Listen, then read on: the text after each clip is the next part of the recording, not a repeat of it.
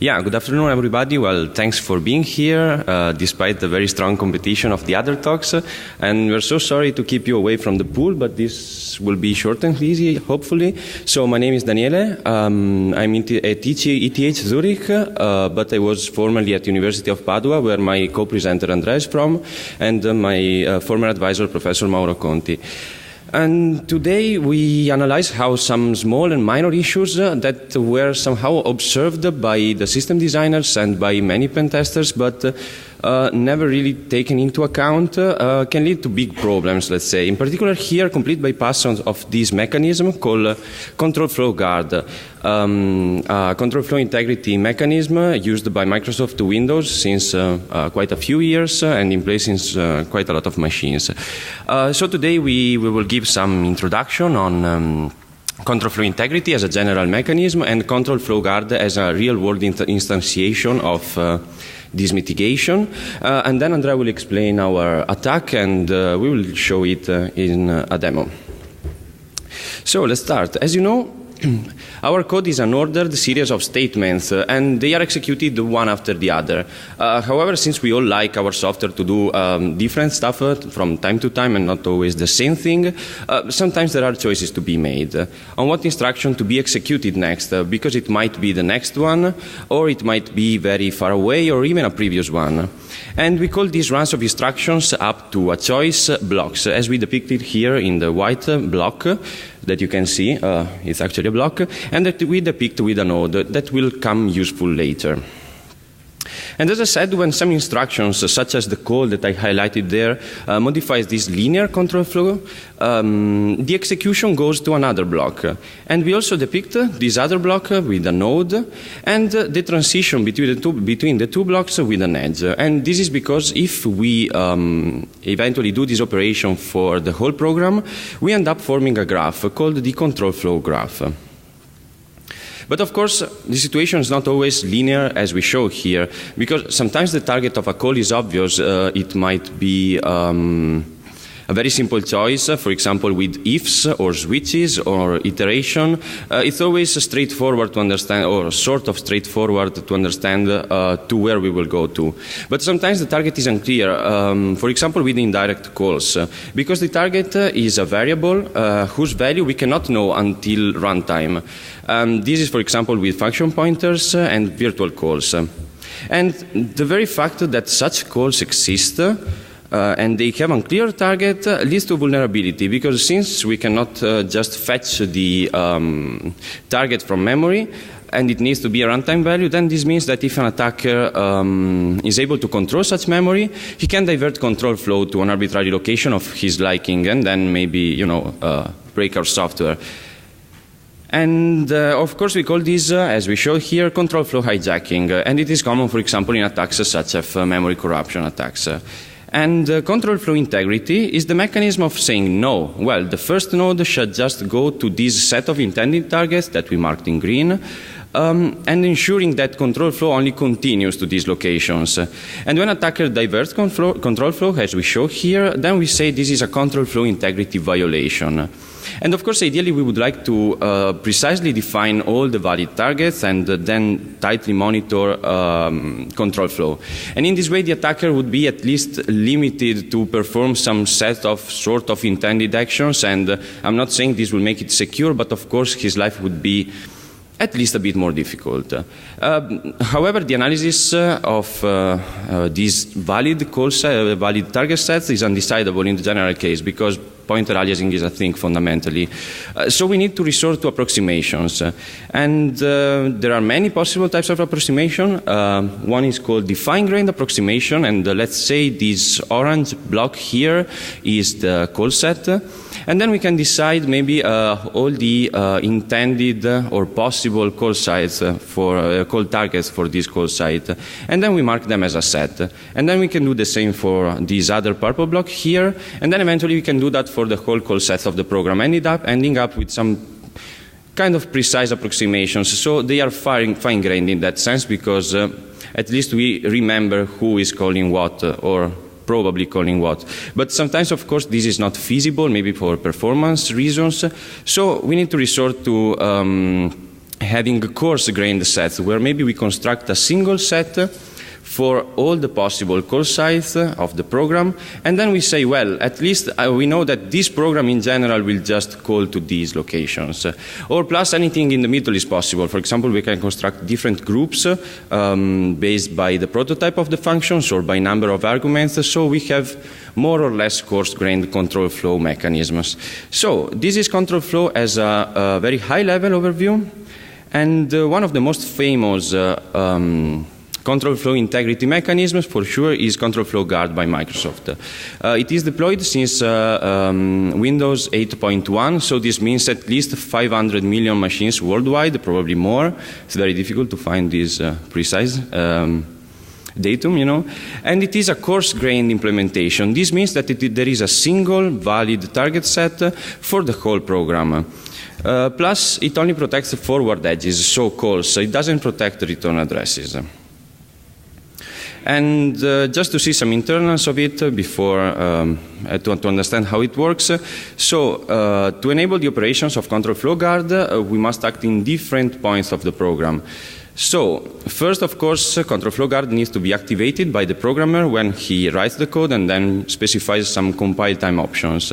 And then at compile time, there's the main pre-processing needed by control flow guard. So each call is instrumented to pass through control flow guard. And this means that first we control if the target is valid somehow.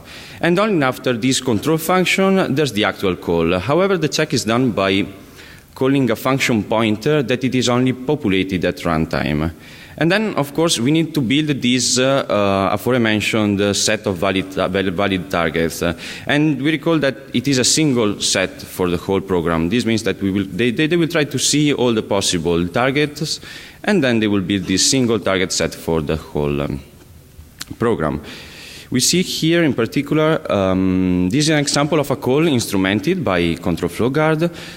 So let me use the pointers. So here we see the function pointer that we want to call basically, and this is moved to some registers, and then this is the check, the pointer to the check function that it is called as with the previous pointer as the first argument. So if this check function returns, then you see here we load that address into array-x, and then we jump to it. Oops.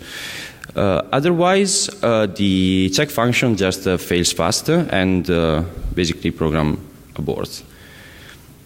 Then, at load time, we build a bitmap from the valid target set, and this is for performance reasons.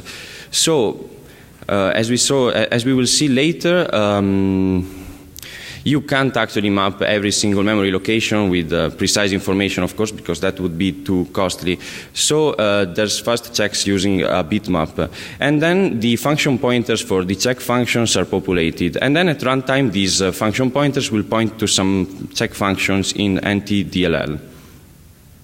This is an example of, well, this is actually the check function, and we will not go into details, but we can just see that there's some comparisons with this bitmap, and then if the function returns, it's all good. Otherwise, there's just fail faster.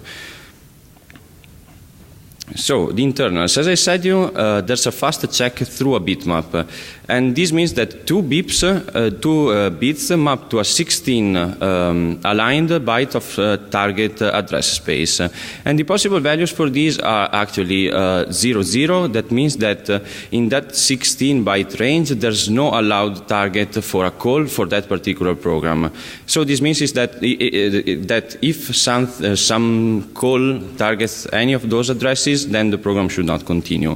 And then the other important ones for today's work are 1, 0, which means that there's a single allowed target, and it is the very first instruction because the function represented there is aligned to the first address. Or 1, 1, where all targets are allowed. And this means that there's probably a valid target as a function, but it is not aligned as the first instruction. So since the precision of this mechanism is 16 bytes, this means that it will need to allow to jump everywhere in that range, because there's no way to specify the middle, because that's the granularity of the mechanism. So here are some examples. This is 0, 0, and as you can see, there's a function 1, and it starts at the first address of this byte range, but of course it is not allowed, so we just mark it in white. But when it is 1, 0, we mark in red the first instruction, because that's the only valid address for the call. However, in this situation, for example, we have 1, 1, and this means that the allowed function, the intended target, is function 2, but it starts in the middle, so the whole range has to be valid to enable the call. This is a recap of all this mechanism. Basically, we can see some instrumented code on the left, and there's the call to the check function pointer with the intended function pointer, so the call that the program wants to make as a first argument, and then the function pointer is followed, and then the actual function is called, and it's checking against the bitmap in the top. Then if this returns, that's the actual call that actually follows the pointer, and then there's the call target. So I will now leave Andrea to explain the known attacks against control flow guard, and then our exploit. Okay, so control flow guard actually has been attacked a lot of times in a lot of different ways. I'm going to give an overview of them, not really go into the details. One of the first attacks on CFG was that you can have modules that are not built with CFG, and any target inside those modules is allowed for compatibility reasons, so you can reuse code from that. Also, and this is actually something that we're going to use, control flow guard does not check return addresses. So it does not check the integrity of the return addresses, just forward calls. So if you can overwrite return addresses, you can bypass it. There are also issues with just-in-time compiled code. Basically, the mappings might not be set up in the proper way, or the just-in-time compiled code might not be instrumented correctly. Also, sometimes some targets are allowed, but they are actually unintended in certain code paths. And there are also a few more specific vulnerabilities about basically the writability of some function pointers that are essential for CFG. Now, most of those attacks have been fixed or are either very, very application specific. So what we wanted to do was find something that was more generic, right? Yeah, there are a lot. So we borrow a quote here, and when the pointer hits the epilogue, we're going to see some real hacks. We're presenting back to the epilogue. Now, what's the idea? Say that you have a target in a program that is allowed, right? It's a valid target, but it's not aligned to 16 bytes. Now, what Daniele was saying earlier, if you have a target that's aligned to 16 bytes, then the bitmap can be set to 1, 0. And that target can be allowed very precisely. But if it's not aligned, the only option that Windows has in this current implementation is to actually allow the whole 16-byte range around it. Right. Now, this looks like a small imprecision, and it was actually noted back in 2014. But no one really exploited it. But maybe we can find some unintended code inside those 16 bytes, right? We checked, and the unaligned targets were still present in a bunch of system libraries. Now, since the bitmap is process-wide, if you have a valid target in a library that's loaded into the process, then that target is valid for all code in the process. So this is basically what happens. I'm sorry for the colors that are a bit washed out. This is basically what happens when you have an unaligned target. Function 2 is at address x1007, for example, which is not aligned, and so the whole 16-byte range around it is allowed. That means that some instructions farther into function 2 are allowed, and also some instructions from the previous function. Now, to understand our attack, we're going to go a bit back to the basics, how a function is made up, right? You have three parts. You have a prologue, a body, and an epilogue. The prologue sets up the stack for the function and can also save some registers. Then you have a body, which does the actual business logic for the function. And finally, you have an epilogue, which deallocates the stack that was allocated in the prologue, and it also restores some registers.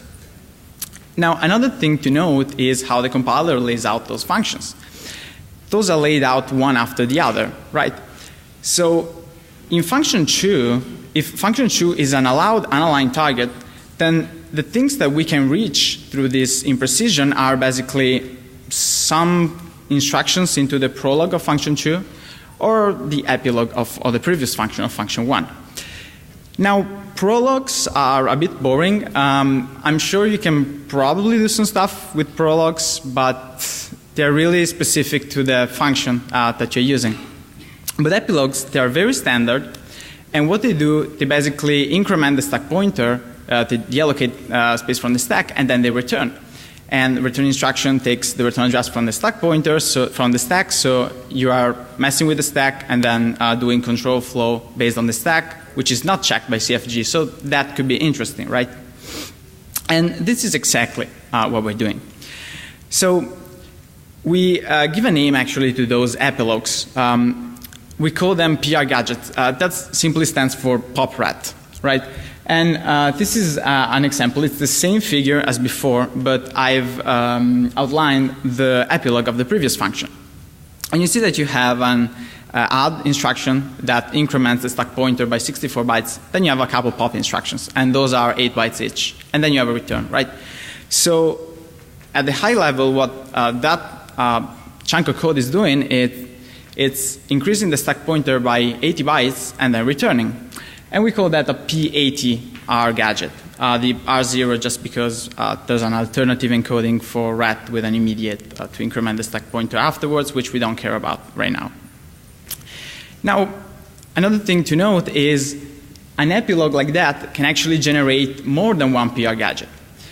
You have the P80 that we just saw, but it can also generate a P16 if you just take the 2 pops and the rat, or a P8 if you just take the last pop and the rat, right? Now, how can we use those code sequences to actually hijack execution and free ourselves of control flow guard? Well, say, and we're going to see that this is actually feasible, the attacker has some control data further down the stack. Now, we corrupt some call because we have some memory corruption vulnerability. We corrupt some call and make it point to a PR gadget. Now, that is going to pass CFG checks, right? And it's going to increment the stack pointer and pivot that stack pointer into attacker control data before returning. So now the return address is attacker controlled and CFG is bypassed. So it's actually a pretty simple idea. So this is a stack frame on 32-bit, right? We're going to look at 32-bit first. 64-bit is up next because it's a little bit more difficult. At the top of the stack, you have your arguments, you have your locals further down. And when you call the PR gadget, the first thing is obviously the return address. Now, the PR gadget is going to increment that stack pointer. So maybe before returning, it's going to point to, say, the argument, second argument. Say that you control that argument, which is actually pretty common when you, especially when you're corrupting stuff like virtual tables in object-oriented code. Well, you just got flow control, right? Because you will return to an attacker control address. So instead of pointing the time machine to the future, we now set up pointer to an epilogue. Pretty easy, right? Well, not exactly. So 64-bit has some issues. The first 4 arguments are not on the stack, right? And honestly, finding functions with 5 or more arguments, you don't always have the possibility to do that. Now, we could go farther down, say into the local variables, but the thing is, smaller PR gadgets are more common because you have a limited range that you can go backwards from a function's entry point. So we want to stay as close to the top of the stack as possible. There's also another issue, which is called RPA. An RPA stands for Register Parameter Area, and it's that area at the top of the stack, in the caller stack frame, where basically there were arguments on 32-bit. And what the RPA is from in the Microsoft Windows calling convention is basically spilling registers. The called function can spill registers into it. Now, the problem is we cannot really guarantee that that is initialized or contains any attacker-controlled data. So the first idea that we had was, okay, let's find some code that spills some attacker-controlled data into that RPA, and then just chain a PR gadget somehow. The problem with that is if those are calls, you're going to have a spill into that RPA, but then the PR gadget will use an RPA farther up the stack, which won't have your control data in it. So that doesn't really work. But then we found the way. Tail jumps. So an optimization that compilers do is if you have a call at the end of a function, and which is immediately followed by return, what they can do is actually swap the things around and deallocate the stack before making the call and replace the call with a jump. So that is totally equivalent. You would basically reuse the return address. But what it means to us is that it allows to transfer control from the function. Say you can corrupt that tail jump. You can transfer control at the same stack depth. And so what we did was we found some functions that we call gadgets that spill attacker control data to the RPA and that end with a tail jump. And the idea here is that you use the tail jump, and I know it might sound a bit unclear right now, but I will have an example in the next slide. And we're going to use the tail jump to chain ourselves to a PR gadget, which will then use the spill data to hijack control flow. So at the top, there's a caller, right? And it calls us some function pointer that we have control over, right? Because of some memory corruption vulnerability. We also have control of a register like RDX, which is the second argument, right? Let's just keep the hypothesis that we control an argument to a function. Good. So the gadget, the code sequence that we found, that is a CFG valid target, is actually a whole function, right? It's often a virtual function. And the first couple instructions, they spill registers to the RPA, right? And then it goes on and it allocates some stack, does some stuff. At the end, it makes another call, right? And say that we can corrupt that call too, which is actually a good assumption if you are hijacking objects, because it's going through the same virtual table. Now, it will deallocate that stack. So when you get to that final jump in the gadget, the stack pointer is going to be exactly at the same position it was at the beginning of the gadget. So now, if we chain a PR gadget, which increments the stack pointer by 16 bytes, and you can see that the RDX register that we control was spilled at 16 bytes from the stack pointer, then we can apply the same technique that we had on 32-bit and gain control by basically pivoting the return address. So those were all the attacks, and this is the new attack. You just need to control an argument to a corrupted indirect call and have a module that's loaded in memory with the S and PR gadgets. So the next thing we did was, okay, yeah. So the next thing we asked ourselves was, okay, how many gadgets are there in Windows? Is this actually common? So for PR gadgets, we basically did some pattern matching. They're really standard. For gadget, we used some symbolic execution, tail tracking, which is actually some of the ugliest code we've ever written, but it works. So what we found was this. So on 32-bit, we got 57 PR gadgets. Those are deduplicated numbers, by the way. In libraries such as the C runtime, So the C runtime is loaded in basically every single program on the system. And on 32-bit, you have PR gadgets in there, which means every single application in the system is vulnerable to this. On 64-bit, you don't have it in the C runtime. That would be nice, but you do have it in like JavaScript engines. You do have it in media codecs. We're actually in the demo that we're going to show later. We are using PR gadgets from media codec. So those are still high-value targets like web browsers, video players, whatnot. And like I was saying earlier, if you load a vulnerable library, it's not vulnerable by itself, but if you load a library that has those gadgets, then the technique can be applied on a whole program because the bitmap is per process. For S gadgets, we found a lot of them. They are really standard sequences of instructions. They're used to spill registers. We use symbolic execution because they have more variability in them. But in the end, you have JavaScript engines, you have HTML parsers, you have Skype codecs. I think we found some in Office. Yeah, also Office.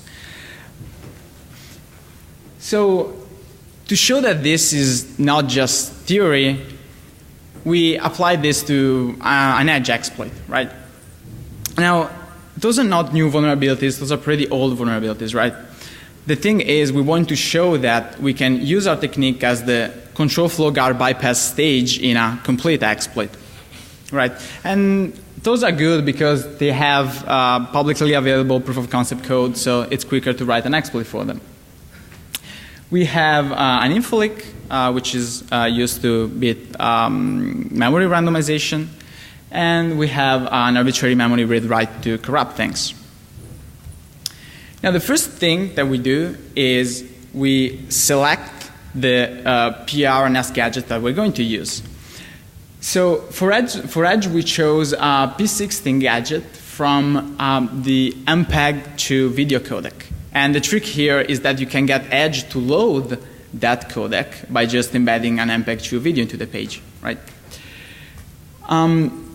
Then we used an S gadget from Chakra, the JavaScript engine which we're exploiting, which spills the second argument to RSP plus 16. So it's actually kind of the same of the example I showed earlier, where you spill a plus 16.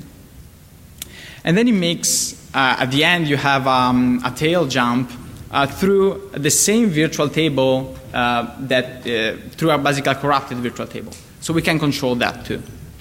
And we can chain a PR gadget to it. Now, this is standard. This isn't really part of our technique.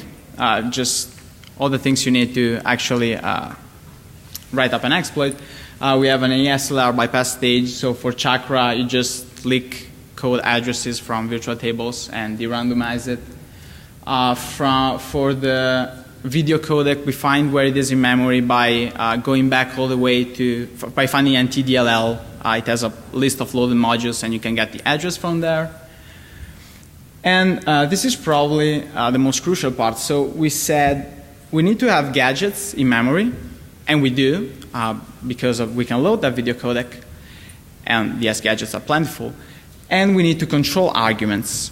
So on Chakra, which is the JavaScript engine of Edge that we're exploiting, it's not easy to find calls that have full 64-bit control arguments.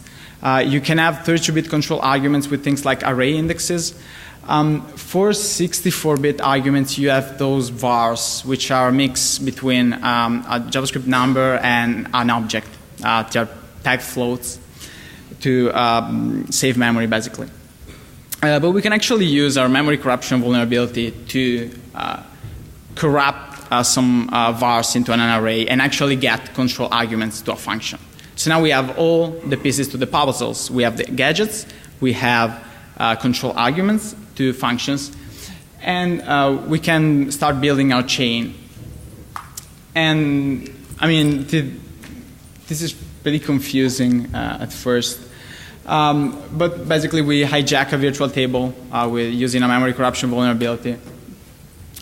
Set up our chain where we have an S gadget followed up by a PR gadget. and that way we can hijack control. And this is basically a visualization of the whole exploit. You have a fake virtual table with the addresses of the PR and S gadget. So you start that chain and you get control of the instruction pointer. And at that point, it's just standard exploitation techniques. You do a stack pivot, you run a rob chain, and you end up with shellcode. So what we're actually going to do now is demo. So we actually have two demos. The first one, I'm going to show how we can get complete control of the instruction pointer, even if CFG is enabled on Edge. Edge is just an example, but it's better than just some toy application. And next, I'm actually going to launch the full exploit, which, I mean, it's fun, even though it's not really important for us. So if I can get this to wake up, maybe. Okay, yeah, woke up. Okay, so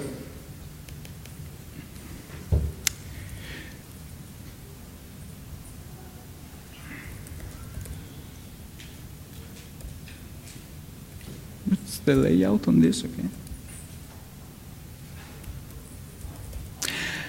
Okay, so what we're going to see is there will be a video that's loaded in the background, and that's just to load up the codec that we take the PR gadgets for. There will be an alert that pops up that is just for me to just pause this just before launching the attack after setting everything up. That's just for me to attach the debugger to Edge. And then when I click OK on that, it's going to launch it. So obviously. Now, let me, oh, I can actually see there. So, maybe.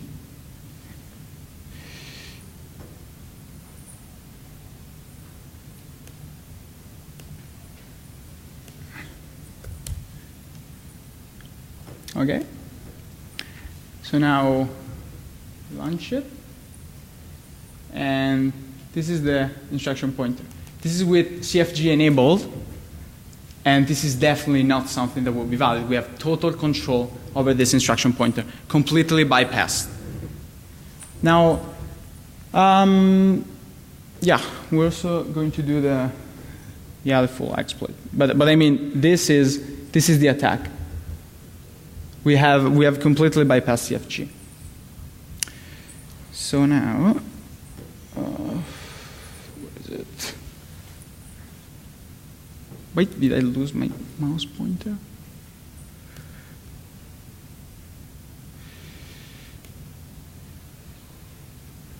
Snapshot.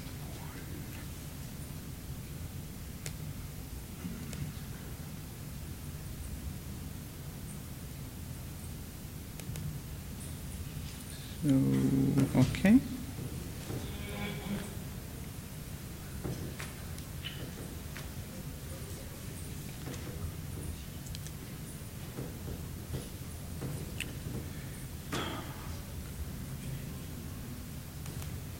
Okay, so now, so again, what I showed you earlier, where I fully control the instruction pointer, that's the actual attack. I mean, this is not like a new vulnerability for doing complete code execution from a browser. No, it's just one piece to write exploit, basically, to bypass some mitigations when writing exploit. And we just wrote a small exploit. So if I run it, I get a file created on the system because I'm running shellcode. Okay, so I think that deserves an applause. Come on. Okay, whatever. Mild audience. Mild audience, yeah.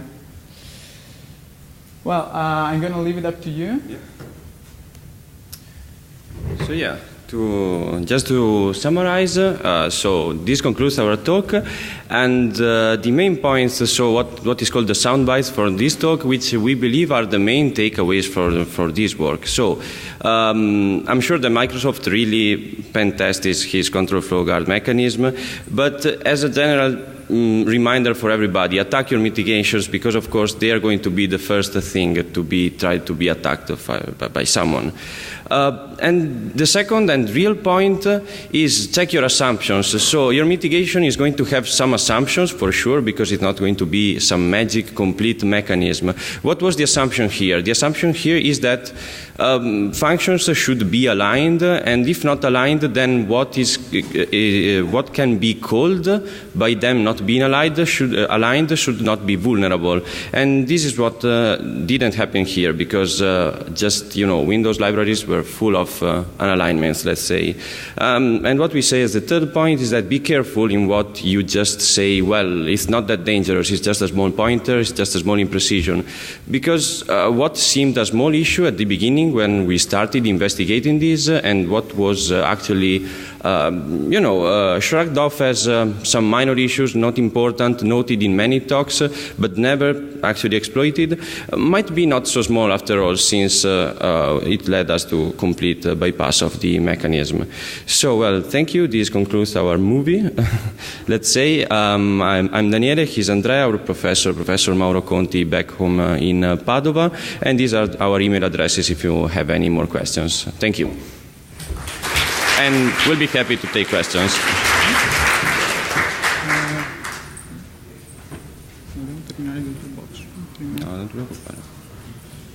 Well, if no, yep.